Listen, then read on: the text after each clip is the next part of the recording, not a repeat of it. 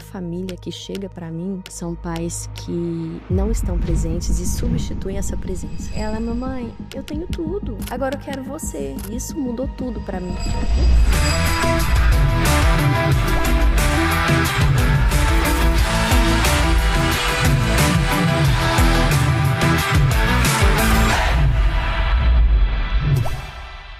Seja muito bem-vindo ao podcast No Divã com a doutora Andréa Vermont, esse espaço de conhecimento, esse espaço onde a gente conversa, bate papo. Como eu sempre digo, eu trago aqui os maiores especialistas do mercado, cada um na sua área, e para mim é um prazer imenso que você esteja aqui conosco nesse dia de hoje.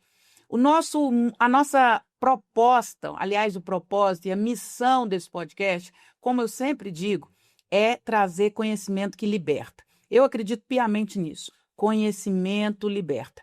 Gosto muito de uma frase da Bíblia e eu sempre vou trazer esse versículo que diz: o meu povo padece por falta de conhecimento. Eu acredito piamente que o conhecimento nos liberta. Quando a gente conhece, a gente faz melhores escolhas. E nós, do podcast, No Divã com a doutora Andréa Vermont, aqui tem uma equipe grande, gigante, maravilhosa. O sucesso desse podcast se dá por cada um deles. Eu sou só a âncora do podcast, em especial dos meus convidados, que são sempre pessoas de muita relevância, os melhores, eu volto a dizer, os melhores da sua área específica, para que você possa, a partir de tudo que você vai aprender aqui conosco, fazer melhores escolhas. E hoje nós temos uma convidada para lá de especial. Hoje nós vamos falar de uma temática que sempre que eu me posiciono no Instagram, no YouTube, nas redes sociais, hoje temos mais de 15 milhões de seguidores, somando todas as redes sociais, mas sempre que eu falo desse assunto, a repercussão é gigantesca. Infância, adolescência, as doenças mentais que acometem a infância, adolescência, o excesso de tela, o excesso de diagnóstico, medicação ou não para crianças, adolescentes, perspectivas de criação, como os pais hoje estão posicionados em relação à saúde mental dos filhos, enfim, um assunto extremamente denso, importante e que pode gerar muita mudança na sua vida, na forma com que você conduz a sua família, na forma com que você conduz a educação dos seus filhos. Hoje nós vamos falar de saúde mental na infância e na adolescência. Hoje eu trago para vocês a doutora Vanessa Menezes.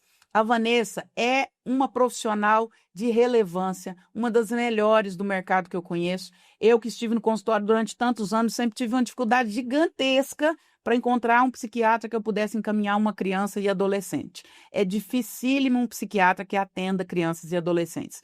E quando a gente fala de um bom psiquiatra, um psiquiatra que tem valores humanos, um psiquiatra que também tem filhos e que sabe toda essa abordagem, aí a coisa muda. Hoje nós vamos estar com a doutora Vanessa Menezes, ela é especialista em psiquiatria da infância e da adolescência. A prosa vai ser para lá de boa, tem muita coisa interessante, então fica aí até o final que vai valer muito a pena e depois nós vamos, inclusive, nos posicionar se a doutora Vanessa vai voltar inúmeras outras vezes para que nos traga conhecimento e para que a gente possa ir evoluindo aí, fazendo as nossas escolhas. Seja bem-vinda, querida, Deus te abençoe, é um prazer estar aqui com você. Muito obrigada, muito obrigada. Não sei nem te falar o meu nervosismo que eu tô aqui na sua frente. Mas muito obrigada, tá? Obrigada pelo convite, obrigada pela consideração, obrigada pelo compartilhar conhecimento, obrigada, tá? Meu Obrigada. público é seu, Vanessa, você fique à vontade, que nesse bate-papo de 1h30 você se sinta acolhida, querida, amada, entenda que você está prestando um serviço extremamente importante. Nós estamos padecendo na saúde mental. E eu vou dizer isso e, assim, Deus é muito maravilhoso. Voltamos agora de uma turnê internacional de palestras e eu percebo que isso é no mundo inteiro. E você sinta-se à vontade, se eu estiver falando besteira, me contrariar. A psiquiatria no mundo caminha a passos lentíssimos, lentíssimos. Eu acho que nós temos muito a evoluir. Então, profissionais como você vão ganhar uma relevância no mercado e ter um espaço gigantesco, porque nós temos muito que trabalhar para mudar a saúde mental no Brasil e no mundo. Então, seja muito bem-vinda para expor suas opiniões, para falar o que você pensa a respeito, tudo que você já estudou, a sua perspectiva, não só como psiquiatra, mas como mãe, como mulher. Sinta-se acolhida por esses milhões de pessoas que te assistem agora. Muito obrigada. Eu espero de verdade que faça diferença, né, em quem está ouvindo, na mãe que está ouvindo, na família que está ouvindo. porque é o que eu gosto de fazer, é o que eu vivo dentro da minha casa, né? Então, eu acho que vai ser de grande valia, sim. Obrigada, tá? Obrigada. Querida, eu quero começar com um fato que você me contou e que me emocionou muito sobre as suas filhas. E eu acho que a gente parte de um lugar muito legal quando a gente começa a falar sobre isso. Você falava de um presente que você levou para suas filhas e que teve uma intervenção delas e que, para mim, isso já ilustra qual que é a perspectiva atual de paternidade, de maternidade, de criação. Conta um pouquinho para as pessoas o que que aconteceu nesse evento que você me contou agora. Eu não podia abrir mão porque é lindo. O que que acontece? Como eu trabalho em 5 municípios no total, eu viajo muito, né? E sempre nas viagens eu paro, eu abasteço, eu sempre pego alguma coisinha. Eu pego uma bolinha de sabão, eu pego um mimosinho e trago só pra falar, lembrei, filha, de você. E numa dessas eu cheguei, eu lembro que eu entreguei uma bolinha de sabão, minha filha, mamãe, a minha filha de 4 anos, que eu tenho duas, uma de 3 e uma de 4. Ela, mamãe, eu tenho tudo, eu não preciso da bolinha de sabão. Eu tenho bolinha de sabão, eu tenho pirulito, foi falando do jeitinho dela. Agora eu quero você. Aí eu falei, mas você tem a mamãe, filha? Ela, não, mamãe, eu quero você em casa. Aí eu falei pra ela, falei, mas filha, vovó Lu fica com você. Vovó Lu é a Luciana, que é uma ajudante que a gente tem, que ela é uma mãe pra mim, que é a avó pras meninas, e as meninas chamam ela como vó. Aí eu falei, a vovó Lu tá no meu lugar enquanto a mamãe trabalha. Aí ela falou, não, mamãe, mas eu amo a vovó Lu, mas eu não quero a vovó Lu, eu quero você. E isso mudou tudo pra mim, que eu falei, meu Deus, elas estão pedindo a mãe dentro de casa, elas querem a mãe com ela. Eu falei, então deixa eu recalcular a rota, deixa eu ressignificar tudo que eu pensei até agora. E eu falei, eu vou fazer, porque eu faço tudo pra elas, né? Posso trabalhar o que for, André, o que for. Eu chego em casa, eu vou pro pula-pula, eu vou andar. Filha, quer ir no parquinho? Vamos no parquinho, filha. Mamãe, eu quero. Vamos pintar, filha. Vamos. O que for. O tempo que eu tô com elas é 100% com elas. O que que você tem percebido no consultório, Vanessa? E fique bastante à vontade, relaxa. O que que você tem percebido no consultório em relação aos pais que têm chegado até você? Eu nem vou perguntar sobre as crianças. Eu tinha uma teoria que eu falava assim, não é que eu não gosto de atender criança. Eu amo atender criança. Uhum. Eu não atendo porque o buraco é um pouco mais embaixo. Porque o adulto, quando ele chegava na terapia, as questões eram do adulto. Então, para mim, era mais fácil trabalhar. Mas quando a criança chegava na terapia, as questões eram mais sistêmicas, eram familiares. E aí era complexo, porque aquele pai e aquela mãe queria que eu solucionasse o problema da criança, mas eles não queriam entrar no problema como um todo. Que tipo de pai que tem chegado no seu consultório? O que que você tem percebido desses pais que chegam trazendo essas crianças? Nem vou falar da criança ainda, porque aí você está me falando de uma mãe que o Winnicott vai dizer mãe suficientemente boa. Perfeita nós não somos, estamos bem longe disso. Mas o Winnicott vai falar de mãe suficientemente boa, essa mãe que é a mãe objeto, mas que é a mãe ambiente. A mãe objeto é aquela que, se o filho precisa comer, tem comida, se o filho precisa trocar a fralda, tem a fralda trocada, mas mais que isso. A mãe ambiente é a que o filho percebe que ela existe, que ela está ali. Quando você me conta que você chega, que você vai para o pula-pula, você é uma mãe objeto e uma mãe ambiente. Mas nós não vamos entrar ainda na criança. Que tipo de pai tem chegado lá no seu consultório? Eu falo que hoje, Andréa, eu nunca fiz esse levantamento, mas por alto eu chuto que 85, 90% da família que chega pra mim, sem falar ainda de patologia, são pais que não estão presentes e substituem essa presença. Isso é muito triste, muito triste. Eu falo que se eu pudesse, antes de atender criança, eu queria fazer uma psicoeducação com quem está na fila esperando para eu atender. Eu acho que isso ia fazer toda a diferença no meu atendimento, toda a diferença. Igual você falou, muitas das vezes são famílias desestruturadas. Eu não falo disfuncional porque não é porque teve uma separação que vai ser disfuncional, mas eu acho que é uma família desestruturada que a criança não tem base. Um dia a criança vem acompanhada da avó paterna, outro dia do pai, outro dia da mãe com o companheiro, outro dia da... Então, cada dia eu tenho que fazer uma orientação diferente, eu tenho que fazer um manejo diferente para a gente poder trazer aquela família para pensar que é a criança o papel principal. E eles se perdem muito nisso, porque é uma família desestruturada. É uma família que não está presente, é uma família que substitui por várias coisas, porque eu até fico com muita cautela em relação a essa questão de chegar com um presentinho para minha filha, porque eu não quero substituir minha presença. Na verdade, é para falar que eu lembrei delas, né? Mas tem família que não faz isso. Tem família que não está presente e chega com tablet, e chega com celular, e chega com computador. E são crianças cada vez menores. que eu E pego em mesmo em consulta. estruturas sociais mais carentes, porque você atende serviço público. Você atende serviço público, então eu estou pensando de uma estrutura financeira e social mais carente. Ainda assim ocorre essa substituição? Demais da conta, mas demais. São famílias que financeiramente estão muito carentes, sim, mas são famílias que, mesmo na carência, mesmo na precariedade, vai lá e compra um tablet para o filho para poder entregar para um filho de 3 anos de idade. Compra um celular, troca de celular e entrega o dele para o filho, porque, sobrou, doutora, tá lá, nem funciona direito. Aí eles entregam para crianças de 3 anos de idade, mesmo nas famílias carentes, mesmo. Quando você fala de família desestruturada, se uma mãe lá bem que não tem acesso à saúde mental, e eu acho que é isso que nós prestamos aqui, é um serviço, nós estamos democratizando a saúde mental, uma mulher está lá nos assistindo num rincão distante, e aí ela te ouve falando de família desestruturada e ela se preocupa. Qual a desestrutura que você considera assim, isso aqui vai afetar seu filho? Principalmente quando eu atendo em consultório, vem o pai e a mãe, e são separados, e naquele momento que eu vou fazer uma anamnese, uma coisa simples em relação a entender a história daquela criança, da gestação, do contexto, ali já começa o conflito. Naquele momento começa o conflito. E eu tô falando de um ambiente hospitalar, tô falando de um consultório médico, e mesmo assim o conflito tem. Imagina dentro de casa. Em relação Já à origem da criança? Em relação aos pais ter conflito entre eles, discutir na minha frente. Ai, doutora, mas na época ele me passou raiva demais, eu tava grávida. Aí, por isso que meu filho veio assim. Eu já li, que foi coisa que eu passei na gestação, foi culpa sua. Aí ele, minha? Aí começa. Você me traía. Na minha frente, na frente da criança. Aí eu falo, pai, mãe, vamos voltar aqui ao contexto? Eu tenho que catar eles, falando, não, vamos voltar à consulta. Deixa eu entender mais, como que foi? Mas você teve alguma doença na gestação? Como foi? Porque ali já começa o conflito. Imagina nos bastidores, entendeu? Já aconteceu de eu atender uma pacientinha que foi uma tentativa de autoextermínio, 16, eu não lembro se é 15 ou 16 anos, que eu precisei chamar a mãe. Falei, vem na consulta comigo. Aí a mãe veio, aí abriu o telefone e falou aqui, ó. O pai dela é um vagabundo, o pai dela não tem o que. E na frente do menino eu falei, mãe, isso não é palavra que usa pra criança. Mãe, não é dessa forma que a gente fala. Não, doutora, ela tem que entender tudo, ela tem que entender o pai que ela tem. Falei, olha isso. Falei, mãe, o conflito que vocês têm, vocês não têm que transferir pra criança. É uma criança, é uma adolescente, ela tá formando agora, ela não tem maturidade cerebral pra entender isso tudo.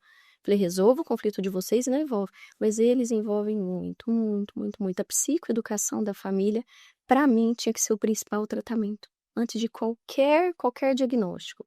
Porque quando a gente dá o diagnóstico, é muito difícil, porque às vezes a família pega aquilo como uma âncora.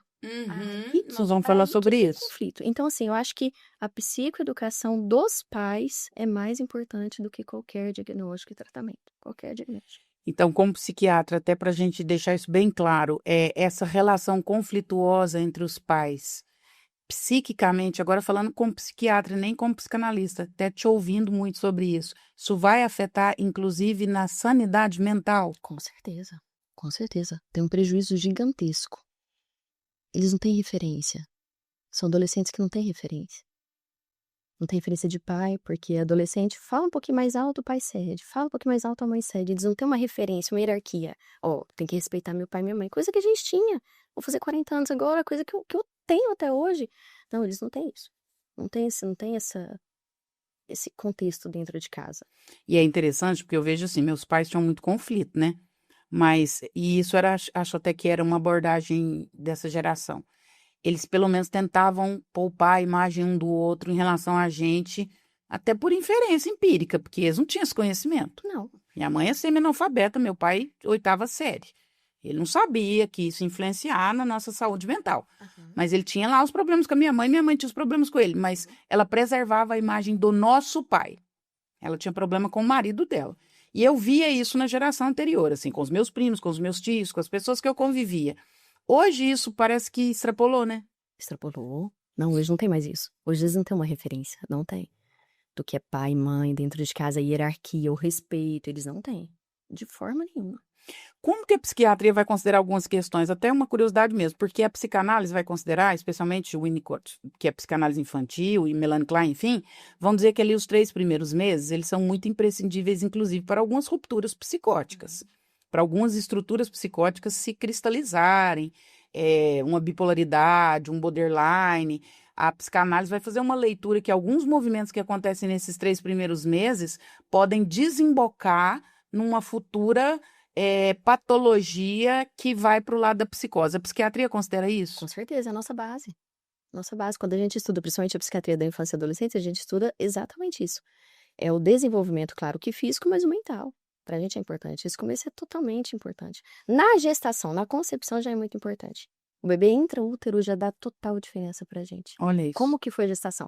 Quando eu faço anamnese com a mãe e o pai, quando vem a família, eu pergunto tudo, tudo. Peço a caderneta, falo, me dá. Não, doutora, vacina tem dia? Não, não quero saber de vacina. Pra mim, a nota do Apgar, a anotação que o pediatra fez quando recebeu o seu filho, pra mim é importante. Dá a diferença. Então, pra mim, tudo, desde a concepção. A criança intraútero, o que você teve na gestação? Você fez uso de quê? Qual a substância? Porque é muito comum, né? Principalmente na sociedade que é mais precária, é muito comum, né? O acesso à substância psicoativa é muito comum. Então, pra mim, isso é muito importante, muito. Eu falo que nada é por acaso, né? Nem o bem, nem o mal, né? Eu falo que as pequenas ações do dia a dia, elas desembocam no resultado, seja ele favorável ou desfavorável. Sim. Eu falo assim que eu não fiz nenhum milagre com os meus filhos. Era o arroz com feijão do dia a dia. E não é ao acaso. Ai, fulano é uma pessoa tão boa. Não, não foi por acaso. Foi o dia a dia. As coisas ruins também, né? Infelizmente, né? São a somatória de pequenas ações. Sim. É interessante quando você fala que pede a caderneta. Nós estávamos agora na Suíça e eu conversando com algumas pessoas, e uma mulher, uma brasileira, inclusive, que eu fui no restaurante dela. Ela falando da neta dela, eu falei, cadê sua neta? Ela falou, não, ela vive no internato.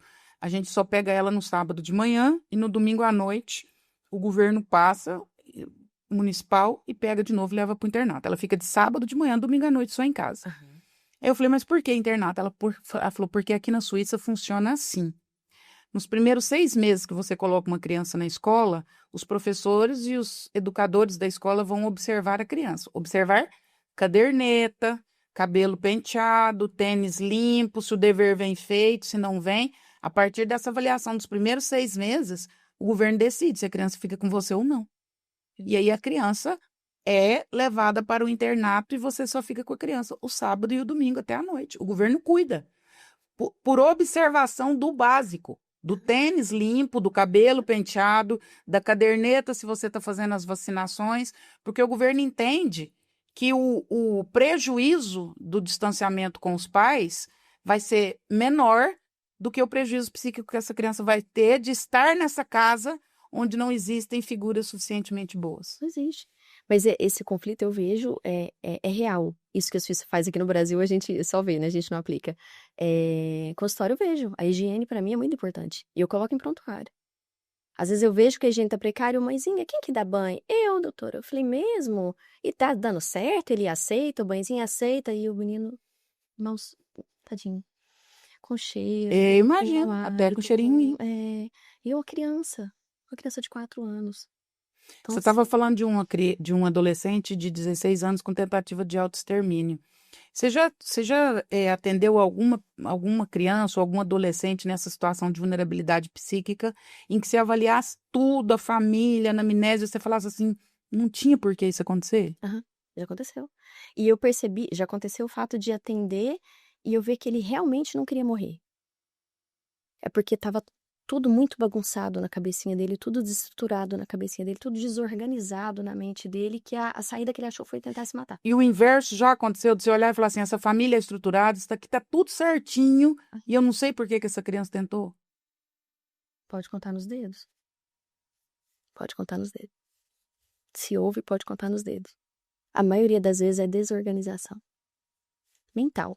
Por quê? Provavelmente A estrutura não favorece. E faz todo sentido isso que você falou. Esses 3 primeiros meses faz todo sentido. Todo sentido. Ah, não, é só um bebê. Deixa lá. Que isso? Não, de jeito nenhum. Ali está toda a formação está acontecendo. Tira da sua cama. Meu marido é prova, ele tá aqui, ele sabe. 19 dias de vida é nossa filha, a nossa primeira filha saiu da nossa cama. Dói? Claro que dói. Quem não gosta de dormir com a mãe? Que isso? Por mim, dormir com a mãe até hoje. É mesmo? Claro, é gostoso, é aconchegante, mas é necessário. E o casal? E essa criança no meio? E a estrutura? E tem só 2 meses? Tá dormindo. Não tá dormindo. Não tá dormindo.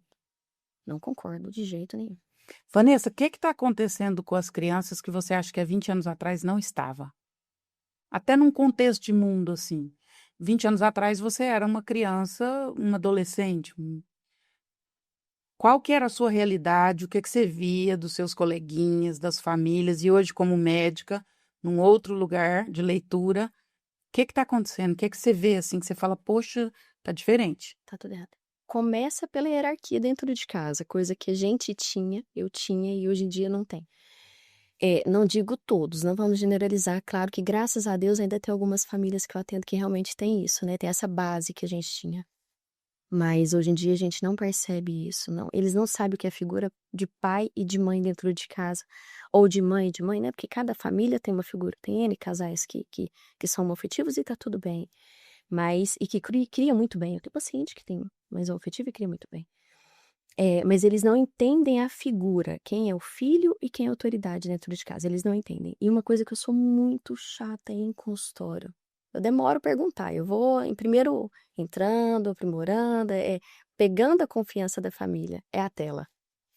Isso, pra mim, tá coisa que não entra na minha cabeça, André. Não entra, Boa. não entra, não entra. É coisa que, pra mim, tá um prejuízo gigantesco. E quem é que vai enxergar isso?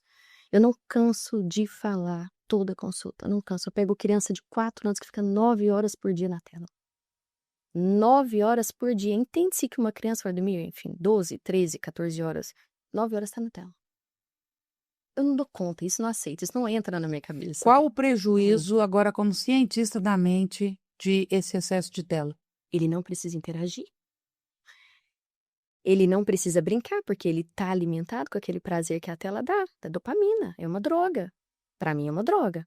E digo mais, eu falo isso em consultório direto. Ó. Eu acho que eu já escutei você, alguém falando sobre isso. Vai ter CID de abstinência de tela. Escreve. Porque a criança, ela se alimenta tanto quando ela tá com aquele telefone na mão, que você fala com ela, ela olha pra você e já baixa. Aí você fala, ela já baixa. Eu falo, você pode desligar só pra tia falar um pouquinho com você? Não. Aí fica agressivo, reage de uma forma agressiva, fica mais agitado dentro do consultório, você tira. Se a bateria acaba, meu Deus, prepara. Prepara, porque alguma coisa vai quebrar dentro do consultório.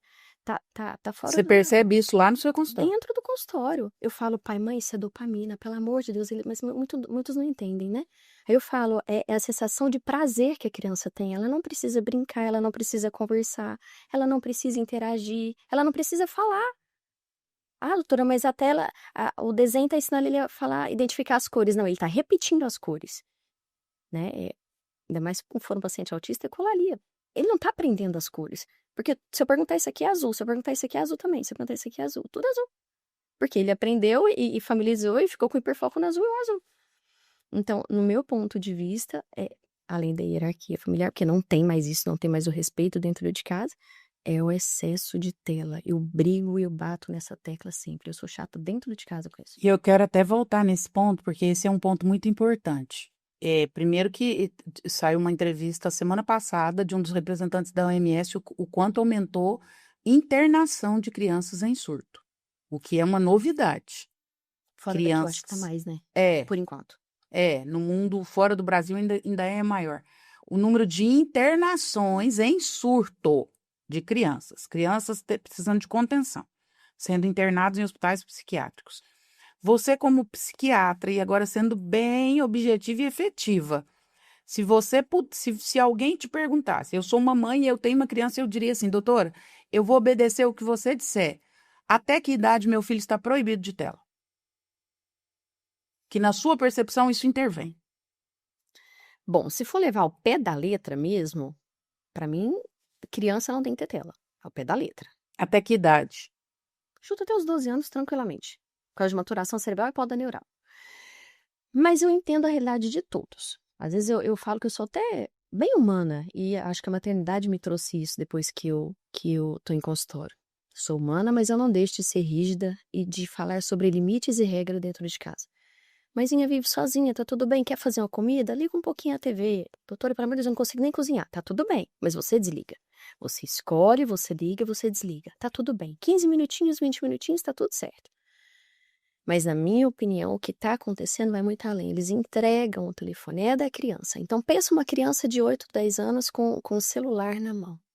André, eu já peguei criança com deficiência intelectual na minha frente assistindo conteúdo sexual. Nossa! E a mãe do lado.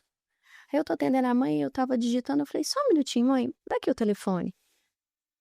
Peguei da paciente, olhei, eu falei, você tá vendo o que ela tá assistindo? Ai, doutora, é porque apareceu, é Reels. Falei, mas você já passou o dedinho pra ver o que tem? Falei, vem cá comigo. Passei o dedinho. Eu tiro esse tempo, eu dedico, mas me entristece muito, sabe? Porque é cada vez mais o número que ela tem em consultório.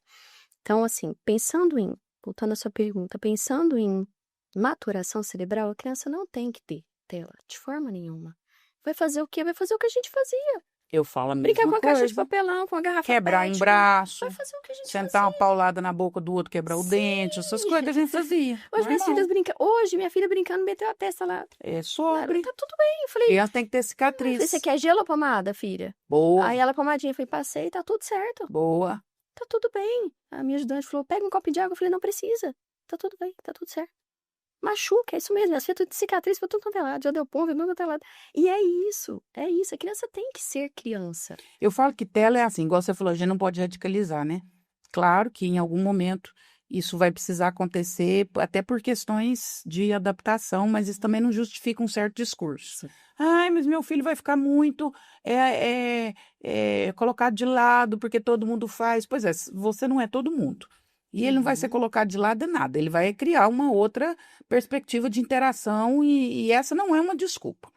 Ele não é que ele precisa, ele terá, mas no limite do possível e do provável. Eu falo que o limite dos nossos pais era maravilhoso. Eu lembro direitinho, eu estudava à tarde. Minha mãe falava assim, André, você vai acordar, vai fazer dever. Aí você vai assistir Caverna do Dragão. A hora de tomar banho é a hora que acabar a Caverna do Dragão. Sim. Acabou a Caverna do Dragão, eu tinha que tomar banho. Almoçava e ia para a escola. Voltava, assistia o Sítio do Pica-Pau Amarelo. Aí começava o Jornal Nacional e falava, isso não é para vocês, não é para a idade de vocês, não é para criança. Novela menos ainda. A gente ia brincar e ia dormir. Então, tínhamos tela? Tínhamos tela. Você teve tela, com certeza. Você assistiu coisinha, bichinho, isso aqui lá. A gente assistia. Só que tinha horário, não era livre demanda, porque acabava. Então, não passava 20 episódios da Caverna do Dragão. Não. Passava um. Você tinha que esperar o outro dia. Não era livre demanda. O problema não é nem a tela em si, assim, especificamente. Eu acho que o problema, o que está acontecendo é a livre demanda.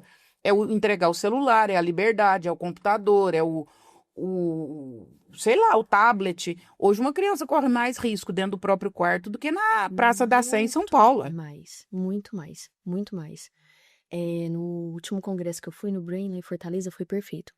Eles falaram sobre isso, eles falaram, vocês não têm noção dos aplicativos que os adolescentes têm hoje em dia. Vocês não têm noção de coisas bem ruim mesmo, bem macabra, pra te falar assim, fazer live de judiando de um mendigo, colocando fogo no mendigo, vai dar tantos seguidores, vai dar tantas curtidas.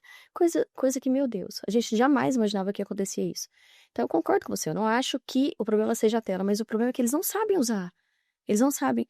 Os pais parecem que estão cansados, eu não sei o que eles esperavam quando eles tinham filho, porque não é fácil. Quantas vezes eu já me culpei? Eu falei, meu Deus, será que eu tenho que largar minha profissão para poder ficar mais em casa? Eu vou fazer o quê para ficar com as minhas filhas? Porque o tempo que eu tô com elas, o tempo que nós estamos com elas, meu marido, a gente está com elas. Mas os pais hoje em dia não, eles preferem entregar e falar, não, tá comigo, tá na tela, mas tá dentro de casa, doutor. Eles não têm noção que as crianças assistem dentro da tela, eles não têm ideia. É cada conteúdo. E agora, até fisiologicamente e anatomicamente, porque você falou de duas palavras, eu acho muito importante o nosso público entender. Você falou de maturação neural e de poda neural. E que as telas podem influenciar sobre isso. Dá uma aula aí para nós sobre isso. Para a gente entender disso na prática, entender assim, o que eu estou fazendo, porque as pessoas têm boa intenção, elas querem acertar. Falta conhecimento. O meu povo padece por falta de conhecimento. Eu acredito muito que quando a gente conhece, a gente faz escolhas melhores. Então, explica para nós, poda neural, maturação neural, o que essas telas estão influenciando nisso, o que a gente pode fazer de diferente? De uma forma que o público entenda, né? Eu falo que antes dos 21 anos, Andréia, a gente não pode expor os nossos filhos a muito conteúdo que a gente tem acesso hoje em dia, que nem nós deveríamos ter acesso, e a gente tem. O nosso cérebro, ele tá em formação. Alguns estudos falam que 90% do cérebro se forma até os 5 anos de idade, se forma. Nós não estamos falando de formação emocional. diferente, né? A saúde mental da saúde física. Então, 90% do cérebro se forma até os 5 anos? Tá.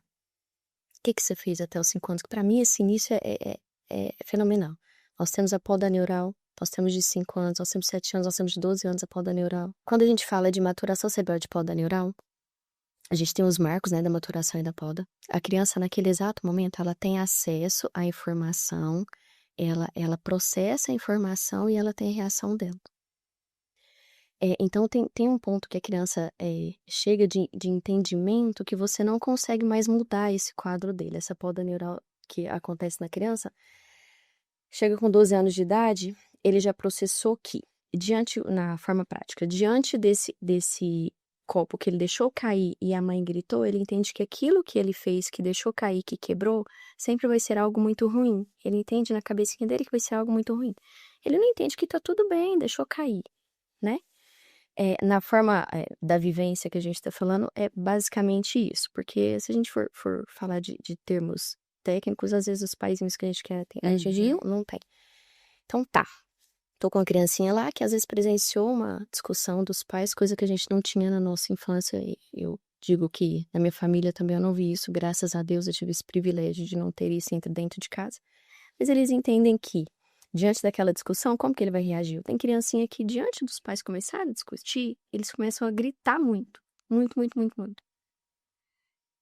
E o pai e a mãe vai e se fecha, ou se cala, ou grita mais que a criança vai poder entender o que tá falando, quem que vai ter a voz mais ativa naquele momento, dentro do consultório. Eu tô falando de coisas que eu já vi dentro do consultório. Que eles vão precisar sobressair, ou a mãe ou o pai encerrar o assunto, mas enquanto isso a criança já tá gritando, e todas as vezes todas as vezes que isso acontece, a criança sempre vai ter essa reação. Então, às vezes passa uma família ou chega no consultório, me aborda e às vezes num tom a criança entra gritando, no tom a criança tem essa reação também. Porque para ela entendeu que aquela forma, aquela vivência dele e aquela reação que ele teve, ele sempre vai ter. O cérebrozinho dele não consegue entender que ele precisa enfrentar aquilo de outra forma. O enfrentamento dele não muda. A forma com que ele reagiu, a reação dele frente àquela ação não muda. Repetindo, até os 5 anos de idade eu consigo mudar muita coisa no enfrentamento da criança. Eu consigo fazer com que ela entenda muita coisa em relação às nossas vivências. Depois dos 5 anos eu tenho uns 10% para trabalhar com a criança em relação ao cérebrozinho dela. Não tem muita coisa para a gente trabalhar. Essa primeira infância, para mim, é muito importante. A primeira infância é tão importante que é nela que acho que quase 100% dos diagnósticos são feitos. Quando eu tô falando de neurodivergência, quando eu tô falando de diagnóstico de TDAH, autismo, eu preciso de ter alterações na primeira infância. Primeira infância, para mim, é muito importante. Então, que os pais, se puderem, sei que é difícil, e não é fácil dentro da minha casa. Às vezes o paciente fala, não, mas você é médica. Se os pais puderem, revejam como que estão fazendo dentro de casa. Se os pais puderem, revisem como que estão criando os filhos dentro de casa. Fácil não é, e não é fácil para mim. Não é fácil dentro da E a minha casa. psicanálise coincide aí com o seu dado e com a sua aula. A psicanálise também vai dizer que dos 5 até no máximo 7, a história já está meio que definida ali, não dá Não muito tem para fazer como. muita coisa. E Reação, aí reação. o que você chama de poda é o que a psicanálise vai chamar de padrão comportamental, né? Então, assim, aconteceu aqui, eu reagi assim, a partir de agora, tudo que acontecer aqui, eu reajo da mesma forma. Sim. Porque eu acho que, eu entendo É que é o assim que mesmo eles vão, estilo. é assim que eles vão enfrentar. É assim que eles vão ter que lidar com aquela situação que eles estão E enfrentando. você sabe que é isso que me move? Porque eu penso assim, se a gente puder, eu fico até emocionada. Se a gente puder intervir para que as pessoas conheçam e, por favor, não errem nesse período. É por isso que eu gosto muito da área da infância. Muito, muito, muito. Às vezes a mãe me procura, mas ele não fala. Eu falei, mas ele é mais transparente do que um adulto. Não Porque a tenha medo. criança, ela é o que existe de mais vulnerável na face da Terra. A criança é absolutamente vulnerável. Ela é mais vulnerável que bicho. Que o bicho nasce pronto. Um leãozinho, ele já te morde, te unha saindo do útero. A criança é o estágio de maior vulnerabilidade que existe. A criança só come se você dá comida, ela só é limpa se você limpar, ela só caminha se você levar, ela só se veste se você, ela só se cobre. Então é de uma vulnerabilidade, é uma esponja. E ela absorve tudo, o bom e o ruim. Tudo. Então, Tudo que pelo amor de acontece. Deus, nesses primeiros 5 anos, de 5 a 7 anos, se dedique, faça o que tiver que ser feito. O Winnicott vai dizer muito, né? E eu acho lindo, né? Ele fala assim que engravidar, né? Que aí pai e mãe engravida, né? Que a barriga cresce para frente e o pai e a mãe dão um passo para trás, inclusive na própria existência. E volto a dizer, eu acho que os nossos pais faziam isso muito bem. Eu vi minha mãe se anular muito por nós. Por nós. Ela dizia, eu não ficaria com esse marido para o resto da vida, mas pelas minhas filhas eu fico porque elas precisam de um pai. Então eu vi a minha mãe dar esse passo para trás. E eu acho que hoje falta isso nos pais. Dê esse passo para trás. São só 7 anos. É São muito só bom, né? 5 anos. Assim, evite tudo que você puder evitar. Esse casamento tá um horror. Só um pouquinho, por favor. Respira. Eu falo, a expectativa de vida aumentou muito, né? Graças a Deus, que a gente vai viver muito, se Deus quiser. Em nome de Jesus. É só 5, 7 anos, 12 anos, é só o que você precisa, só. Depois você vai ajudar a seguir, com 18 já segue sozinho e tá tudo bem. É um E é tempo só muito uma vez e não curto. volta, né? Não volta, não tem A como infância é não. uma Tem vez e como não não. volta. Depois você tem uma existência inteira para viver a vida adulta, mas a infância não volta. E André, a gente é ser humano. A gente cansa. Cansa. Mãe cansa. Eu canso. Claro! Eu lembro a época que eu tava amamentando, que às vezes eu falava pro meu marido, segura só um pouquinho, deixa eu ir lá no banheiro. Às vezes eu sentava no vaso e falava, Jesus, deixa eu respirar, deixa eu voltar, né? Deixa eu voltar que tem um serzinho me esperando. Meu sonho sempre foi ser mãe. Eu falei, deixa eu voltar. E a E não gente vai passar, cansa. não, viu? Vou Escutei tirar a sua você falando. esperança, não vai passar. Minha mãe fala. Minha filha tá com 19 anos, a Bia, tá fazendo medicina, passou agora, graças a Deus. Hoje ela chegou da faculdade, aí ela tá lá embaixo, na minha casa, almoçando. Aí ela gritou, mãe! E eu arrumando pra vir. Falei, oi, minha filha, vem ficar aqui comigo só um pouquinho. Não 9 vai anos. passar. Você não, isso aí você esquece. Mas eu fiquei. Aí eu acho que essa fase da amamentação suga muito da gente, né? É muito gostoso, mas suga muito. Fisicamente falando. Graças a Deus eu tive um marido que me ajudou demais. Que até picar pizza do meu lado, ele deixava pra eu poder ir comendo e me alimentando enquanto eu tava amamentando. Mas suga muito. Às vezes a mãe não tem esse suporte, né? Na grande realidade, não tem esse suporte, a grande maioria. Então, assim, respira. Às vezes eu falo pra mãezinha, mãe, deixa com a sua mãe, vai fazer uma unha. Só vai lá e faz a unha. Vai dar uma volta. Vai lá no parque, dá uma volta. Vai lá na praça, dá uma respirada e volta. Só pra dar tempo. Eu lembro de um podcast que eu escutei seu e da Ana Beatriz Barbosa. Falando sobre isso. É só pra dar os 90 segundos pra dar uma respirada. Respira e volta. Cansar, cansa. Mas é muito curto o tempo. Pensando que a gente tem a expectativa de 80 anos. Enfim, é muito curto. Muito curto. E Então eu tem falo assim, dica. né? Eu entendo tudo. Meu casamento é ruim. Eu trabalho o dia inteiro, chego nervosa, ainda tenho que cozinhar, limpar a casa. Eu tenho N motivações e a gente é sensível a todas elas. Uhum, Mas ainda há que se dar um passo atrás. sim. Você ainda, por pior que seja o seu contexto, você ainda tem mais condições que aquele ser que está vulnerável ali. Muito mais. Então, dá um passo atrás. São só 5, 7 anos. Condições física, emocional, né? Tem muito mais condição mental do que uma criancinha. Criança não tem culpa. Eu falo, criança não pediu para nascer, colocou no mundo, vamos. E uma pergunta que eu faço também é: foi gravidez desejada? Foi? Você planejou essa gravidez? Não, não planejei, mas você seguiu, fez o pré-natal? Sim, depois eu aceitei. Então, para mim, isso também é diferente. Interfere? Interfere. Até hoje tem, graças a Deus, são poucos casos, mas você planejou? Não, e não é bem aceito até hoje. Já aconteceu. Consultou. Tem gente que verbaliza. Muitas das vezes eu encaminho para um psicólogo para dar um suporte, né? Tava comentando ali na recepção. Teve uma mãezinha que eu atendi que na semana ela tinha tentado 4 vezes suicídio. Na semana. Mas é um caso muito, muito pesado, sabe? E a gente precisou encaminhar ela.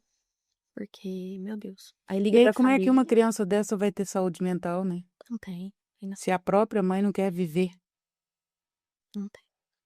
Dava pra ver o sofrimento, sabe? No olhar, né? Ela pedindo ajuda, ela pedindo socorro. Eu falo, E ela que foi buscar ou a criança? a criança, E a criança tinha o quê? autismo, e é um nível bem avançado. e tem uma deficiência intelectual associada, é bem severo. Que é muito pesado. Muito. E dele agredir ela na minha frente, é muito pesado. E eu que sou muito contra a medicalização ali, a gente tem que pesar a mão, a gente tem que, porque não tem muito o Tem que que fazer. conter, tem que fazer uma contenção química. Graças a Deus ela aceitou, ela foi na consulta essa semana, ela, doutor, eu tô fazendo acompanhamento no CAPS. Ela falou pra mim, eu falei, coisa boa, eu falei pra ela, que benção que deu certo. Ela falou, tô, é o momento que eu tenho pra respirar, pra fazer uma terapia, que é pesado. Eu imagino. Bom feriado, a mãe fala, mas feriado do quê, doutor? É pesado. É porque muito para ela não tem feriado, né? muito pesado, eu falo que... Vanessa, nós estamos vivendo aí um momento de diagnósticos assim, vultuosos, né? Muito diagnóstico. A ciência evoluiu, a psiquiatria evoluiu, ou nós estamos com facilidade de diagnosticar? Porque, assim, não é possível que tem tanto autista e tanto TDAH. Quer dizer, não é possível na minha ignorância, talvez seja possível. Mas, assim, o volume é gigantesco.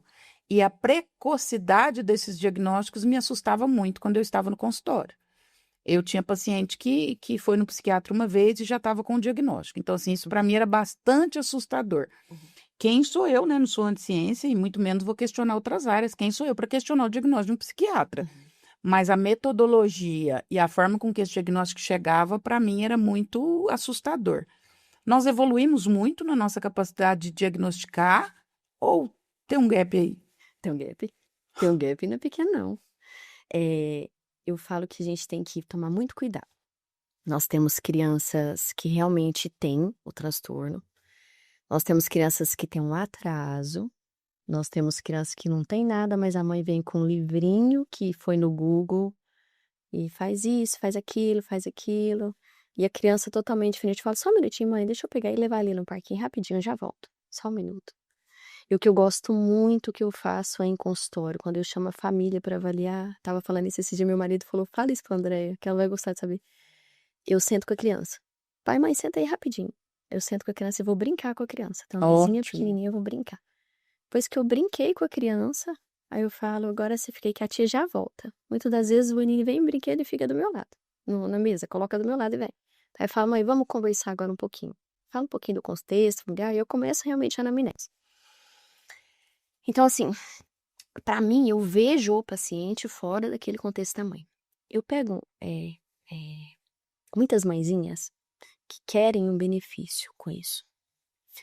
Vamos falar de alguns pontos, né? Vamos começar a enumerar alguns pontos. Tem mãe que quer o benefício disso, tem a criança que realmente tem o transtorno, tem escola que cobra muito um laudo, e eu tô te falando de escola pública e particular.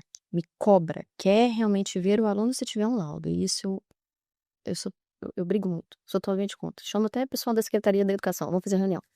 Vamos marcar reunião da saúde com a educação pra gente entender o que é o contexto. Não vou falar que eu sei muito, porque eu falo que eu aprendo todos os dias. Graças a Deus. Cada família me ensina, cada criança me ensina, cada história me ensina. Mas eu pego muito diagnóstico que eu não concordo. E eu não concordo e eu não assino, de forma nenhuma. Para eu dar o diagnóstico numa única consulta, tem que entrar uma figurinha de livro na minha frente, passando. Porque senão não entra, não dá certo. A criança, igual eu disse, mesmo não verbal, ela é muito transparente. O brincar dela me conta muito, muita coisa. Por isso que eu gosto de brincar com a criança e depois falar com os pais. Me conta se realmente ela entende sobre o pareamento, que a xícara foi feita pro Pires. Ela entende que aquela pecinha foi feita para encaixar naquele formato. A criança me mostra isso, me demonstra isso. E lá eu percebo a questão da identificação, de cor, de animal, tá? Aí eu pego uma criança que realmente às vezes ela não entende sobre o brincar dela, ela não consegue brincar, eu dou um tecladinho para ela, ela vira o teclado de ponta cabeça e começa a olhar pro teclado. Eu pego uma criança que não sabe brincar, a gente tem que ensinar o brincar para ela. Mas aí eu vou avaliar o ambiente. Ela realmente brinca em casa? Ela realmente tem pai e mãe que senta no chão e brinca com ela? Ah, não, pai e mãe trabalham o dia inteiro. Tá, ela fica com quem? Tá, fica com a avó. Ou não, fica na escola. Dá diferença, viu? A criança fica com a avó e a televisão ligada o dia todo, a diferença da criança que fica na escola. Eu não sou a favor de forma nenhuma colocar muito precoce na escola. Eu coloquei chorando, meu marido sabe, chorando. Chorei 14 dias seguidos, mas eu precisava voltar a trabalhar. Mas pra mim é melhor do que deixar com uma babá que liga a TV se dentro de não for. casa e com a avó. Então, se tem os pais, pode ajudar, pode. A criança não sabe brincar porque ela não entende o brincar ou ela não foi estimulada? A criança não sabe falar porque ela realmente tem um atraso da fala ou ela não foi estimulada? Mãezinha, você brinca com seu filho? Brinco de quê? Ah, eu fico de gatão no chão, ele monta em cima, a gente brinca de cavalinho. Não, pai, vem cá, deixa eu te ensinar a brincar. Vem cá, pega esse brinquedo. Muitas das vezes eu chamo o pai para brincar junto, para ensinar. É nesse momento que tem a conexão com os pais, é nesse momento que a criança aprende. No brincar que você fala, isso é verde, repete com a mãe, verde. Ah, é não verbal, mas tenta um contato visual. Tem mãe que eu mando passar batom vermelho para conversar com o filho. Traz o objeto perto da boca. Traz aqui perto da boca e fala com seu filho para ele olhar para você, para ele entender.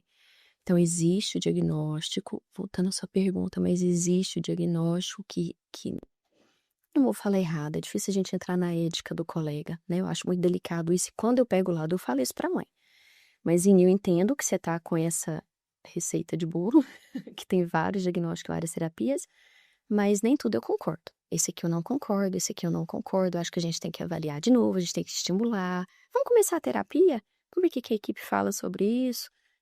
Porque é muito fácil eu ter uma criança dentro de casa que não é estimulada, ela tem um atraso, eu chego no consultório com uma única consulta e eu já vi diagnóstico online, uma única consulta, uma criança de 3 anos de idade, com 3 diagnósticos diferentes. E quando eu falo de TDAH ou doenças realmente que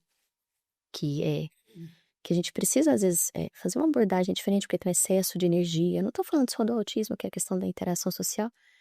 Eu tenho que ter cuidado com a idade para fazer esse diagnóstico. Não posso falar com uma criancinha de 3 anos de idade sem TDAH. A literatura, gente, não fala de idade em relação ao TDAH, mas me fala de maturação cerebral. Como é que eu pego uma criança que tá na fase de explorar tudo e meto um rótulo, aí a mãe cruza o braço, ele tem TDAH, o menino botando pra derreter aqui dentro do seu estúdio. Não, não é assim que funciona, mãezinha. Realmente tem. Ele não E tá até na porque idade ele pra ainda nem ter finalizou de o forma processamento da nenhuma. máquina Eu não completo, né? fecho antes de 6, 7 anos de forma nenhuma. Quando eu tô falando desse excesso de energia. Porque, igual a gente falou anteriormente, não fez a poda neural. Não tá na hora de eu falar sobre isso. O autismo é diferente. O autismo dá pra gente perceber um pouco antecipado. Precoce. E quanto mais precoce a gente percebe, quanto mais inicia o tratamento precoce, o prognóstico é melhor. Uhum. Bem melhor. Autismo, medicação raro. Para alguns sintomas. Eu, Vanessa, passo para distúrbio do sono, se realmente existe um distúrbio do sono. Ah, não, doutora, dorme meia-noite, 2 horas da manhã, mas dorme com quem? Com o pai e com a mãe. Tem TV no quarto? Tem, fica ligado que ele não dorme. Até porque, eu até vou explicar melhor essa pergunta, porque eu percebia muito isso no consultório. Pais ansiosos, especialmente pais de crianças com transtorno de espectro autista, ansiosos por medicação. Eu dizia, não há medicação para autismo, há medicação para alguns sintomas. Alguns sintomas. E aí, quando entra com a medicação, no caso de transtorno de espectro autista, seria para quais sintomas e em quais situações? Porque às vezes o pai e a mãe têm a ilusão assim, essa criança vai ficar mais quieta, vai ficar Com a promessa agora das indústrias, graças a Deus existe, não vou ser contra de forma nenhuma, porque graças a Deus existe medicação que veio para ajudar. Mas a gente tem que tomar muito cuidado com tudo que sai na internet, muita cautela. Com a promessa das indústrias, a gente acha que vai dar o remédio para a criança, ela vai entrar no útero e vai sair outra. Um dia eu usei essas palavras em consultório, a mãezinha chorou na minha frente. Eu falei, Jesus, será que eu peguei pesado? Vamos começar o remédio, mãezinha. Mas eu quero que você entenda que o maior tratamento está dentro da sua casa. Eu preciso que você entenda o que a gente está fazendo com você aqui para você replicar em casa. Sabe esse manejo que a gente fez aqui agora? Ah, ele queria essa xícara. Eu falo, não, então vem cá que a tia vai te mostrar um copinho. Vamos ali fora pra você ver um carrinho que eu vou te mostrar. Esse manejo você tem que fazer dentro da sua casa. Porque se entrar numa crise é difícil pra mãe conter, ela se machuca. É difícil pra criança conter, ele se machuca. É muito difícil. Mas quando eu pego uma mãezinha especial e que realmente ela quer evoluir o filho, é lindo de ver. É. Dá dó de dar alta, porque eu falo, meu Deus, você é um exemplo. Eu já falei isso, tem mães que eu atendi que se me assistir vai lembrar. É um exemplo de mãe. Eu falo, você tem que dar palestra. Porque você tem propriedade para falar que você fez seu filho evoluir. E eu falo que essas mães e esses pais, eles precisam. Eu fazia isso no consultório. Eu falava, não, vocês precisam estar em terapia, senão não consigo atender o filho de vocês. Precisa. Que eu acho que eles até precisam mais, porque não é fácil. Não. Vanessa, o TDAH passa pela mesma perspectiva? A medicação vai atuar em sintoma, não no transtorno? Então, o TDAH, a gente já tem a questão, né, neurológica, né? Tem a questão da adrenalina, né, a gente tem a questão da liberação ali da noradrenalina, dopamina no cérebro, que eu preciso regular com medicação. TDAH acaba que, diante de um diagnóstico certo, preciso, a medicação já se faz um pouco mais necessária em alguns casos. Que caso? Quando tem prejuízo. Uhum. Se eu não tiver prejuízo, por que eu vou tratar? Pode ser um TDAH adulto. Não tem prejuízo, prejuízo é totalmente funcional, trabalha bem, vive bem, tá tudo certo. Eu. Não precisa de remédio. Certeza que se eu for buscar um diagnóstico, eu sou TDAH. Eu falo, Aí tá tudo bem. tá tudo bem. Inclusive, me ajuda, me catalisa. Exatamente, tem gente que é funcional daquele jeito. É isso. Agora, onde eu vejo o principal prejuízo? Acadêmico, dentro da escola. Porque hoje em dia, para a escola, a grande maioria delas, se a criança tá quietinha, ele não dá trabalho. Então, se a criança for um pouquinho mais agitada, mãe, tem algum diagnóstico, procura um diagnóstico, procura um laudo, vamos entrar com remédio. Você tá dando remédio certinho? É essa cobrança que a escola faz. Às vezes eu só preciso, vem cá, filho, vem cá, senta aqui, vamos aprender. Mãe, você tá estudando com seu filho em casa? Vamos regular a criança. Não, chega em casa, liga a tela, estuda, faz tarefa, 300 coisas ao mesmo tempo. Tá piorando o TDAH do menino. Aí eu ajudo a mãe nesse contexto, então realmente precisa do remédio? Vamos entrar. Tento ao máximo não entrar, ao máximo. Mas eu já peguei mãezinha que me pede, André. É. E já peguei adolescente, não tem muito tempo, não. Doutora, eu só não comecei porque eu falei pra minha mãe que eu queria passar aqui, mas a minha mãe já até comprou. Sem receita. As pessoas acham que o Venvance, o Liberdia vai fazer um milagre. Aham. Vai? É o que eles acham. E vai? Claro que não. Claro que não. Nossa, eu sou totalmente contra. É a última Porque opção assim, que eu tenho de tratamento. eu brinquei até aqui no estúdio, os meninos falam, eu tô muito agitada, André, acho que eu vou tomar um Venvance. Aham. Eles acham que é um milagre, que vai transformar a vida da Liberdia. pessoa. E o tanto de médico prescrevendo Liberdia junto com Tem canetinha demais, de emagrecimento. Entendi. Que, aliás, esse é um novo fenômeno, né? É. Você tem percebido isso? Demais. Qual que é a associação? E já chega com Venvance e fala, ó, já tô tomando. Quem passou endócrino? Eu falo, sangue de Pois é, Jesus. por quê? Porque E pra tirar, emagrece? emagrece. Ele inibe o apetite. Todos eles. Ritalina, Concerta, Venvance, eles inibem o apetite. A gente esquece de comer. Eu tenho criancinha que às vezes tá num grau de desnutrição abaixo do peso que eu tenho que pedir pra dar depois do almoço. Porque se eu der antes, não come. Eu Inibe peguei o uns apetite. 8 pacientes no consultório que usavam a caneta de emagrecedora e junto com a caneta o médico Venvance. prescreveu o Liberdia. E deixa eu te falar, e pra tirar? Manda pro psiquiatra. Eu não dou conta. Porque vicia. André, vicia. Vicia é real. É droga, ué. É derivada da cocaína. É, droga, ué, uma Não, anfetamina, ué. não tem. Eu falo pra esses meninos aqui. Pra mim, é a última opção. A última opção de tratamento. Principalmente quando eu falo em adolescente e criança. Última opção. Não entro nunca. Pra adulto, eu já entro com Ritalina, imagina pra criança. O Quando eu Venvance, ele tá acima? Muito mais. Eu sempre vou graduando. Tento Ritalina, meia vida curta. Aí não deu certo, eu vou no Concerta. Mas eu tento outro antes. Aí, que se não der certo, mesmo graduando a dose, eu entro com Venvance. O vício é psicológico ou químico? Químico. Tem o psicológico também, que ele gosta de se sentir bem. Mas É. químico é real, ué. É droga. Tá Legalizado. ouvindo isso daí? Você tá ouvindo? É a doutora que tá falando, não sou eu. É químico. Venvance, Liberdia, toda essa galerinha aí que todo mundo fica doido com isso. E os similares. Todos. E os similares. Todos juntos. Que loucura. E o uso tá indiscriminado e tá comprando sem receita. Ah, isso é o mais tranquilo de fazer, isso é o mais fácil. Quando que medicar uma criança deixa de ser cuidado e passa a ser um recurso, especialmente entre os pais? Principalmente a questão do sono. Eles me procuram muito com medicação sedativa. É uma demanda que eu tenho muito em consultório. Doutor, eu preciso só dormir.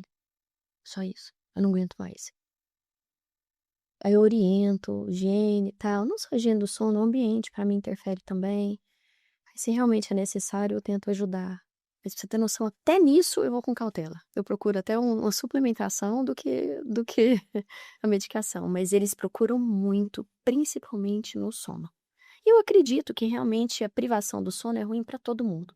A gente, quando não dorme bem, eu não dormi bem, nossa, a cabeça tá doendo hoje. A criança vai falar isso fica como? péssimo. A criança não fala isso, a criança não sabe verbalizar isso. Ela não dorme bem, ela fica mais agitada, mais agressiva. Pronto. Eu diria assim que antes do diagnóstico deveria ter uma lista, né? Que o psiquiatra fala assim, essa aqui é a lista. Primeiro você faz o checklist. Exatamente. Você faz isso aqui tudo, aí depois de você fazer isso aqui tudo e não mudar, aí nós vamos considerar a possibilidade de um diagnóstico. Não é isso?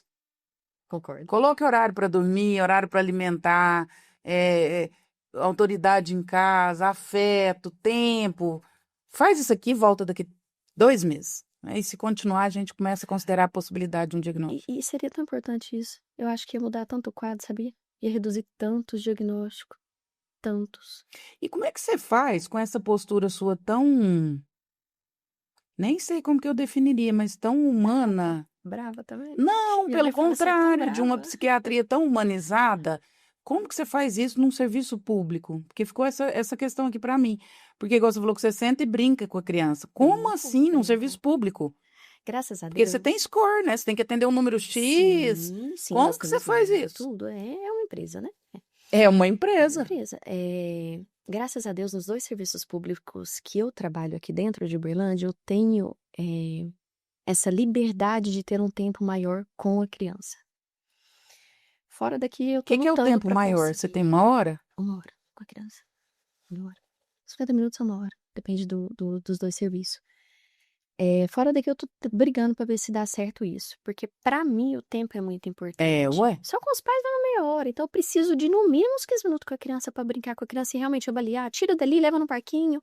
E como tem estrutura montada pra atender o paciente neurodivergente, eu tenho essa liberdade lá dentro, né? Às vezes eu chego no parquinho e tem outro Isso no autista lá. No SUS? SUS. Aqui em Uberlândia? Em algum hospital tem parquinho pro Tem psiquiatra? 2. Tem 3, mas eu trabalho em 2. 2 centros de Aonde, referência. gente? Um chama Centro de Referência do Transtorno do Espectro Autista e outro é o Campus Municipal de Atendimento à Pessoa com Deficiência aqui em Uberlândia. Gente, que evoluído. Eu falo Isso é que municipal, é estadual, é federal? municipal é público. Nossa, parabéns, Berlândia. Parabéns, Prefeitura de Berlândia. É lindo. É sério, assim, eu Eu não... conheci a coisa mais linda da vida. Que Sou coisa. apaixonada no serviço. E eles me dão essa liberdade de ter um tempo maior com a criança e mesmo um tempo maior, eu posso ter um segundo tempo maior, posso ter um terceiro tempo maior, não sou obrigada a fechar o diagnóstico ou ver a consulta. Eu fico até pensando, né, que no particular eu tenho essa experiência também. Eu fico até pensando no particular, se às vezes o colega não se sente pressionado em fechar o diagnóstico. Quem me conhece sabe, eu não sou assim de forma nenhuma, eu sou a mesma no SUS e no particular. Eu não vou fechar diagnóstico porque eu tô no particular ou porque eu tô no SUS de forma nenhuma, porque alguém veio tentando me coagir que isso acontece. Eu só quero que você preencha o laudo do IPVA. Só quero que você não preencha. Não preenche. Laudo do Você me- IPVA, porque tem um monte de benefício, ué. Exatamente. A gente tem que ficar muito esperto com isso. É. Então, assim, no SUS, aqui em Berlândia, pelo menos, a gente tem essa autonomia. Fora daqui, a gente tá lutando para poder ter, né? Mas esse tempo, para mim, é importante em avaliação. É muito importante. Avaliar a criança, além da conversa com os pais, é muito importante. Afinal de contas, é o paciente. Eu não tô avaliando uma receita de bolo que pegou no Google. E o pai quer morrer, né? Se ele vai embora sem uma receita e sem um diagnóstico, ele quer morrer. Muitas das vezes eles são agressivos. Já teve vezes que eu falei que precisei chamar a coordenação, mandou uma mensagem, falou, me dá um suporte aqui, chama segurança, porque já teve situações bem perigosas. Vanessa, Reais. criança nasce ansiosa? Não acho que nasce, não. Acho que a gente que deixa a criança ansiosa. Não acho que nasce, não. A gente que deixa. Eu tenho essa teoria, assim. Mas, doutor, mas ele é tão ansioso. Falei, tá, mas é porque... A gente fala que vai viajar hoje, daqui uma semana, ele tá me perguntando todo dia. Eu falei, só não falar. Você tá criando ansiedade no seu filho? É só você não falar. Arruma a mala, filho, nós vamos viajar agora. Vamos entrar no carro. Pronto, acabou. Você E tá fora que gerando também, ansiedade no isso seu também filho. nem seja ansiedade, né? Claro que não. É uma Que criança. eu falo que o mais gostoso da viagem é até o antes. Ué. Se você me falar que eu vou Preparar, viajar arrumar, daqui né? 30 dias, eu vou pensar hoje na roupa, amanhã nos lugares, depois da manhã no cronograma. Isso não quer dizer que seja ansiedade. As pessoas também vão dando nome demais para coisas que não são, e em alguma instância isso também vira um problema, né? Por exemplo, fulano é narcisista. Nossa, você oscila demais, você é bipolar. Eu escuto demais isso, eu escuto demais. Até criança. Não, adolescente. Doutora fulano falou que eu sou bipolar. Eu falei, por quê? Que minha mãe fala que eu acordo bem, do nada eu tô mal. Eu falei, mesmo? Não, mas você não é bipolar, não pode ficar tranquila. A gente vai conversar sobre isso. Não. Defina bipolaridade para nós. Transtorno afetivo bipolar? Uhum. Falando em critério diagnóstico para transtorno afetivo bipolar, a gente tem que ter uma oscilação de humor por um tempo, não é no dia. Uhum. Eu não acordo mal-humorada e durante o dia acontecer algo feliz, que eu fiquei feliz e tá tudo bem. Eu acordo feliz, eu fiquei estressada durante o dia, mudei o humor, Isso é oscilação de humor, qualquer um tem, todo mundo tem. Nós, mulheres, então, nós temos. Eu tenho que ter, no mínimo, um tempo hábil de mudança daquele humor. Tá depressivo? Quantos dias ficou depressivo? Do nada virou, tá alegre demais, tá eufórico demais. Quantos dias você ficou assim? O que que aconteceu durante esse período? O que que você fez? Qual a reação que você teve? Para mim isso é importante avaliar, pra gente fechar um diagnóstico. Agora oscilou o humor é bipolar, ficou triste mais é depressão, tá ansioso demais é transtorno de ansiedade. Não É quer tímido e conversar com ninguém. autista. Não, já peguei demais. Tem intolerância com tecido, com etiqueta é autista. Não gosta de comer molho vermelho é autista, porque tem seletividade alimentar. Não, gente, autismo é muito além disso, pelo Eu amor de brinco que o dia que eu fui no Deus. Vilela, porque o meu filho não gosta de ir em quase lugar nenhum, meu filho é um pouco antissocial. Eu falei, Vilela, eu não gosto de quase ninguém. Ué. Eu não gosto. Eu não gosto de ir num monte de lugar. Por que que seu filho é obrigado a ir? Imagina, as pessoas realmente estão extremamente chatas. Eu não gosto da grande maioria, por que que meu filho é obrigado a gostar? Esse final de Aí ele riu, semana. falou, realmente, eu também não. Eu falei, ué, E só por isso aí é autista. Final de semana a imagina. gente pedalando, por alguns momentos eu fiquei longe da turma. Eu falei, nossa, que delícia pedalar sozinha. Ei, Falei, que paz na cabeça. Falei, pronto, se alguém me ver, vai falar que eu sou autista. Eu pensando comigo, pedalando. É isso. eu tava Nem falando tudo é um com a rótulo. minha psicanalista hoje, eu tava em Roma, aí nós, em frente ao Panteão, pedimos um café. Eu falei, gente, eu ficaria muito bem aqui 8 horas sozinha. Mas eu ficaria muito bem. Sabe qual a sensação de assim, não preciso, não é que não preciso de excluir, não. Mas assim, eu não precisaria de ninguém aqui nesse momento para eu ser feliz. Sim, Qual é o problema da solidão? Qual é o problema de não gostar de algumas coisas? Qual é o problema de ter a bateria social baixa? sim. Isso tudo vai virando diagnóstico. Tudo eles querem rotular, tudo eles querem um laudo, tudo eu quero diagnóstico. Vanessa, você que é especialista, e eu volto a dizer, e agora até vou pedir aqui para o meu público, nós vamos colocar o arroba da doutora Vanessa. Por favor, sigam a doutora Vanessa. Eu desconheço um profissional de psiquiatria, especialista em criança e adolescente, tão competente quanto ela. Ela vai trazer muita luz para muita coisa do trabalho que a gente vem desenvolvendo, e para vocês que me seguem, que têm interesse nesse conteúdo, sigam a doutora, ela é maravilhosa, ela é fantástica. Se você precisar de um psiquiatra da infância ou da adolescência, especialista, porque a grande maioria dos colegas atendem por necessidade, mas não são especialistas em criança e adolescência. É difícil achar um psiquiatra especialista em criança e adolescência. A doutora Vanessa é especialista. Então, se você precisar de um psiquiatra especialista em criança e adolescência, procure a doutora, todos os contatos dela vão estar aqui. Se você tem ou conhece alguém que precisa, que tem uma criança padecendo de alguma situação, necessidade de um diagnóstico, de uma avaliação, de algum transtorno, siga a doutora, indique a doutora. É um serviço público aqui que nós estamos fazendo porque eu acho que gente boa tem que crescer. Tem muita gente que não presta ocupando lugar que não deveria estar ocupando. Então, nós precisamos dar palco, visibilidade para quem tem o que oferecer, e a doutora Vanessa é esta pessoa que tem o que oferecer. Então, eu quero pedir a todos vocês da minha audiência que apoiem a doutora Vanessa. Uma pergunta aqui, Vanessa, que surge muito. Tem criança, é possível diagnosticar traços de psicopatia numa criança ou numa adolescente? Porque esse assunto ele é tão... É muito delicado e muito controverso e muito discutido, né? É. Estávamos falando disso. Infelizmente, eu vejo alguns traços em algumas crianças não muito precoce, não é criança novinha, ela já demonstra alguns traços, mas fica mais visível ali entre 7 a 12 anos, fica um pouco mais visível. Eu não falo psicopatia. Eu sempre vou naquela linha tênue, sempre vou. Primeiro a gente vai falar de um desafiador, com aquele sentimento de vingança. Depois eu vou mais para aquele de realmente fazer o mal, descumprir uma ordem, que é mais pro lado da conduta, transtorno de conduta, para depois Quebrar falar regras. de antissocial. Eu sempre vou nessa linha tênue.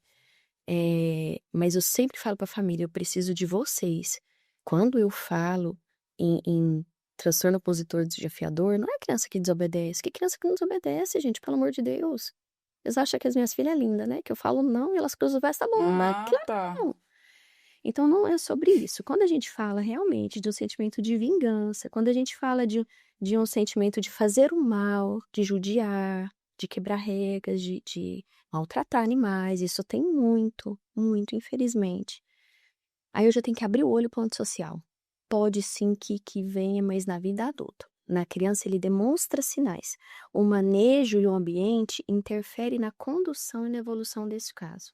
Conta para nós uma situação que você já viu, que você olhou e falou, isso daqui... Uma criancinha que eu atendi Não, foi aqui no município de Uberlândia. Que eu virei pra avó, Que idade? 10 aninhos. Eu virei pra avó, falei, vó, devolve pro pai. Entrega pro pai, porque não vai dar certo.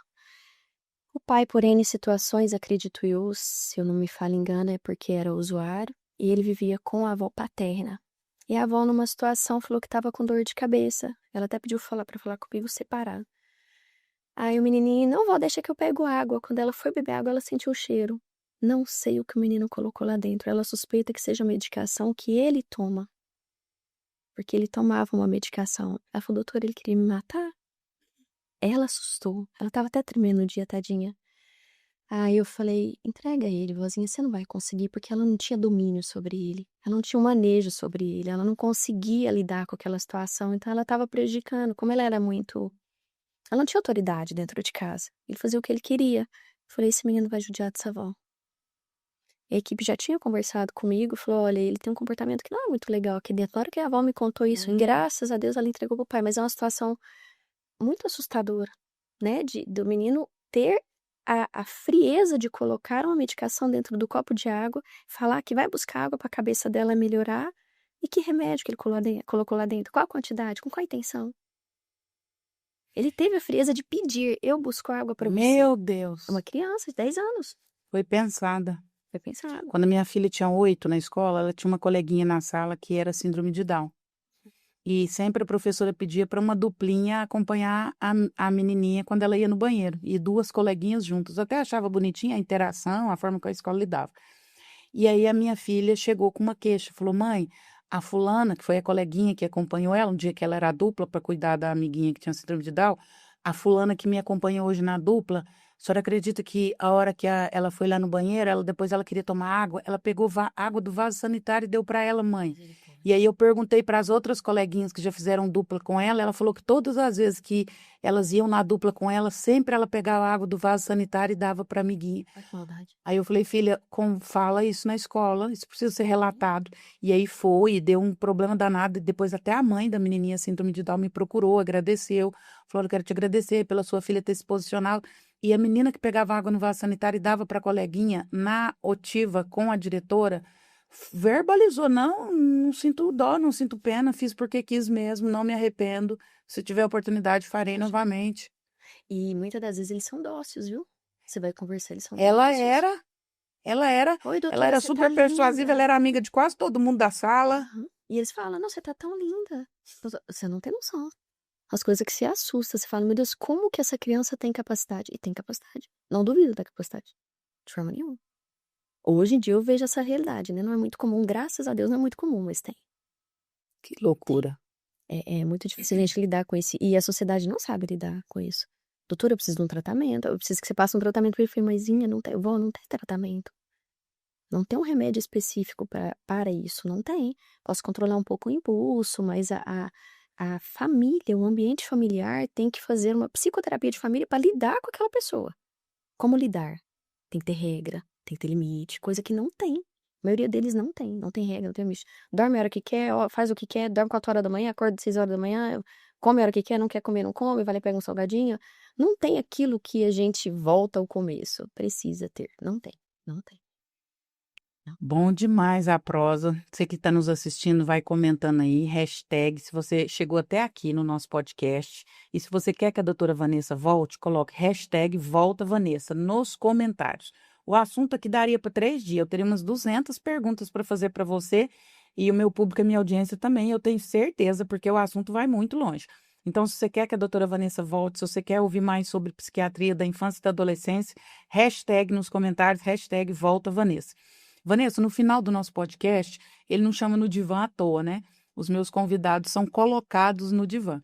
Então, eu faço sempre 3 perguntas pessoais mesmo, voltadas para a pessoa, não só para a profissional brilhante que você é.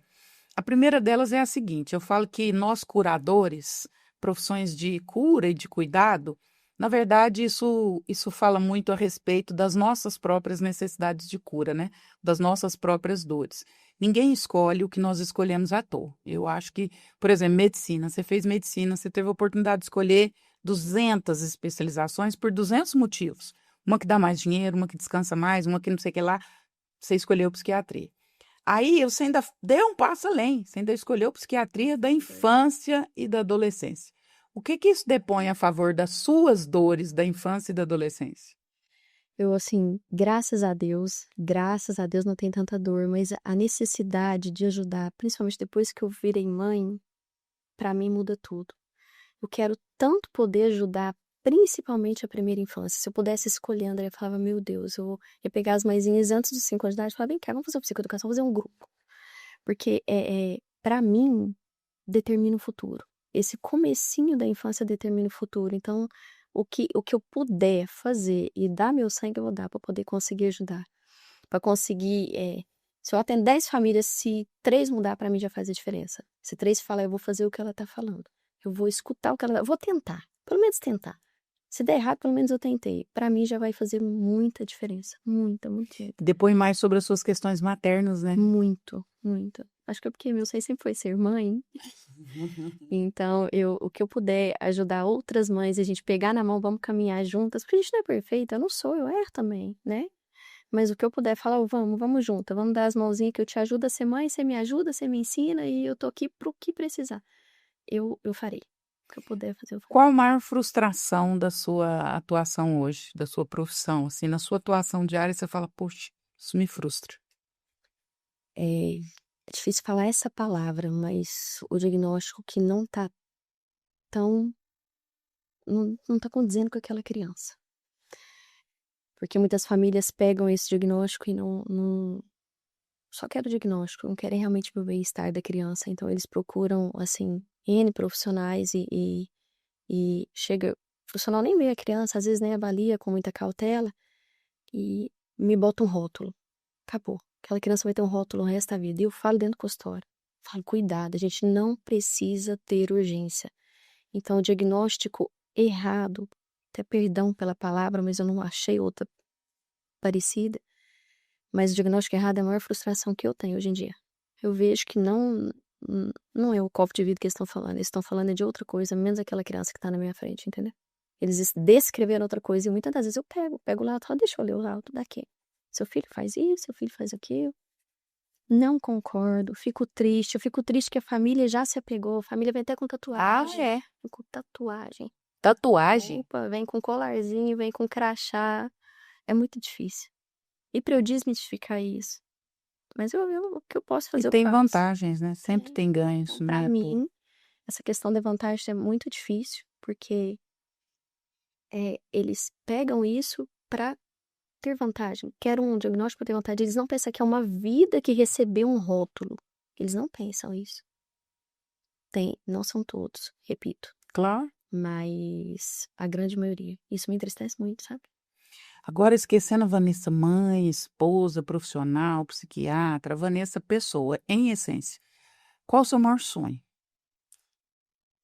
Montar uma clínica de tratamento e acompanhamento de criança autista, uma clínica onde eu consiga escolher minha equipe, sabe?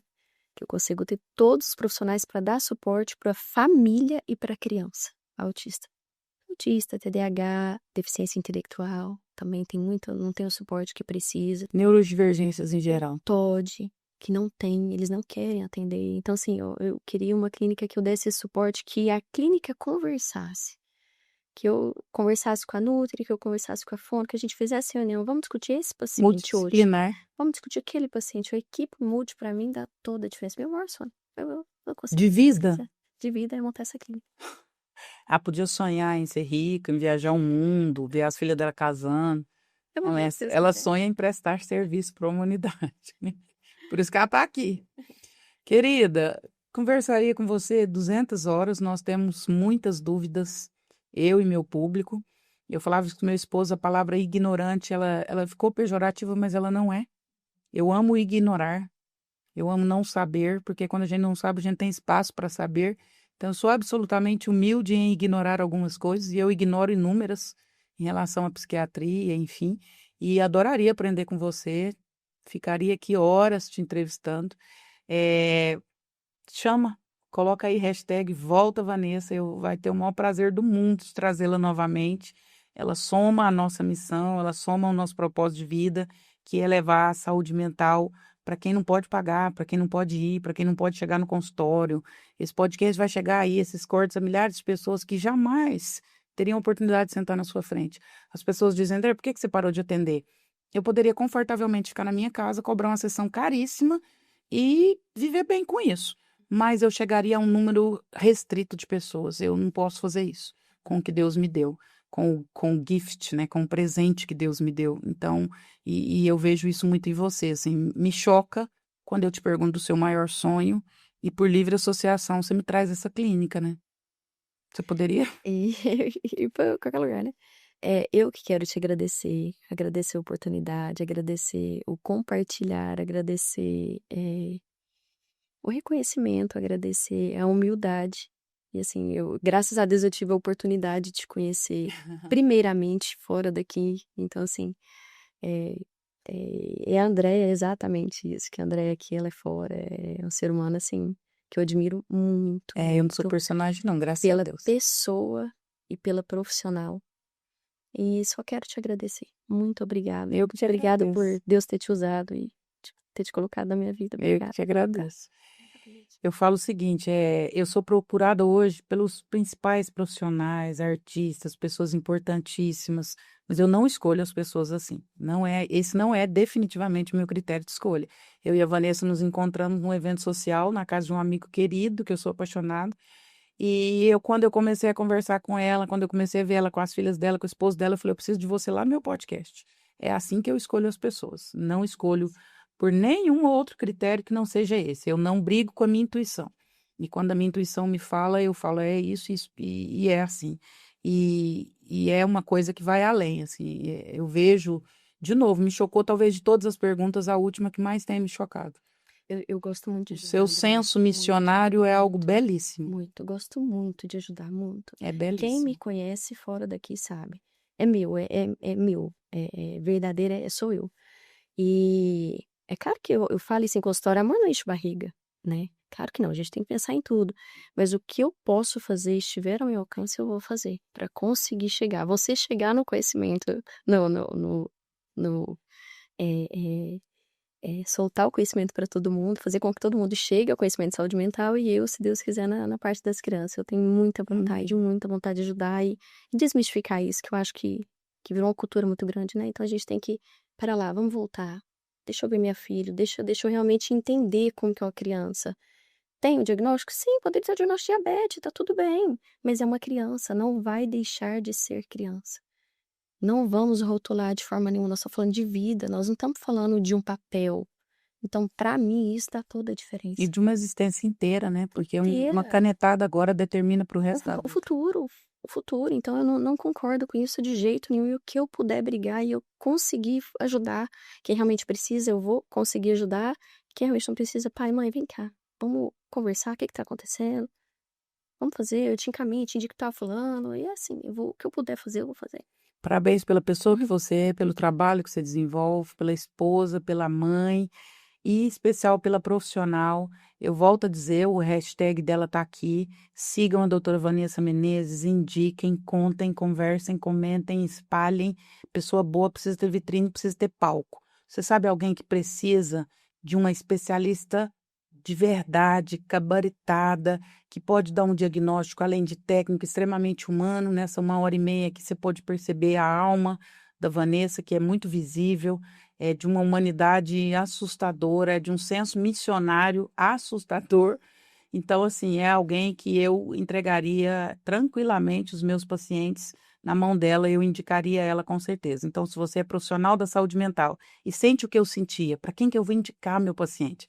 A Vanessa é a pessoa. Se você tem alguém que precisa de ajuda, a Vanessa eu indicaria. Se você conhece alguém que precisa que esse conhecimento chegue, divulgue, siga, compartilhe, comente. Esse é o nosso objetivo aqui no Divã com a doutora Andréia, levar conhecimento, levar saúde mental, para que a gente possa fazer boas escolhas. Vitor, nosso presente... tá aqui. Vanessa, a gente sempre oferece um presente, é simples, mas é só uma lembrancinha do nosso podcast para que você possa guardar aí no seu coração. Muito obrigada. É um presente simples, mas eu espero que você goste. Vou guardar com muito amor e carinho. Que seja o primeiro de muitos, que Deus te abençoe muito, que Deus te prospere, que Deus fecunde o seu trabalho. Eu adoro essa garrafa porque essa garrafa tem um suporte celular, aí dá para gravar vídeo. Mesmo? Você cola o celular aí já era, ó. Que delícia! É maravilhoso. Eu acho essa garrafa fantástica. Eu gravo meus vídeos com essa garrafa aí. Põe lá, prego aí e já Tá bom, eu gravo. já sei como é que eu vou começar. Perfeito, você não precisa de suporte. Obrigada, doutora. Deus te Obrigada abençoe, mesmo. querida Obrigada por esposa. tudo. Obrigada, viu? Tô fazendo bem feito seu papel, é isso mesmo. Tem que acompanhar essa gata aí, apoiar, fomentar. É para isso que você é convidado nessa vida, assim, e você tá correto.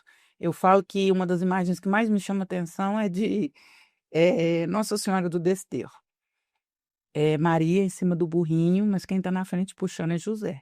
Tomando os ventos, tomando a chuva de areia no deserto, ele tá ali no lugar dele, no lugar que Deus plantou ele. Eu acho belíssimo a imagem de Nossa Senhora do Desterro. Então eu acho bonito quando um esposo vem junto, puxando um burrinho, fazendo papel. Você tá de parabéns. Deus vai levar vocês longe. Obrigada, Amém. viu? Deus Muito abençoe. obrigada. Obrigada, querida. Obrigada a você. Este é o podcast no Divã com a doutora Andréia. Foi um prazer estar aqui com a doutora Vanessa. Muito obrigada a você que esteve aqui conosco até agora. Conteúdo de qualidade, com gente de qualidade, com gente que vale a pena, mais que conteúdo técnico. Aqui você vai encontrar conteúdo técnico e vai encontrar alma. Se você quer que a doutora Vanessa volte, se você chegou no podcast até aqui, coloque aí nos comentários, #VoltaVanessa, que a gente vai ter o maior prazer de trazê-la novamente. Segue o nosso podcast, compartilha, se inscreve para que você receba mais conteúdo com qualidade. Apoie esse trabalho para que esse trabalho chegue o mais longe possível. Muito obrigada, aguardo vocês numa próxima oportunidade. Grande beijo.